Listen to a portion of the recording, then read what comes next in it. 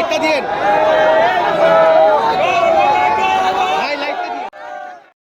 রাজশাহীতে মশাল মিছিল ও মহাসড়ক অবরোধ করে বিক্ষোভ করেছে রাজশাহী ৫ আসনের বিএনপির মনোনয়নবঞ্চিত ৫ প্রার্থীর সমর্থকরা। রোববার সন্ধ্যা ৬টার দিকে পুঠিয়া উপজেলার বিরলদহ বাজারের বিএনপির নেতাকর্মীরা জড়ো হয়। পরে তারা রাজশাহী-ঢাকা মহাসড়কে মশাল মিছিল বের করে।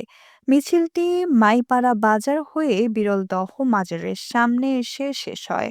সেখানে তারা রাস্তার ওপর আগুন জ্বালিয়ে রাজশাহী-ঢাকা মহাসড়ক অবরোধ করে। ঘণ্টাব্যাপী সব ধরনের যানবাহন চলাচল বন্ধ হয়ে যায়। বিক্ষোভকারীরা বলেন, যোগ্য ও ত্যাগী নেতা মনোনয়ন না দিলে আসনটি হাতছাড়া হবে বিএনপির।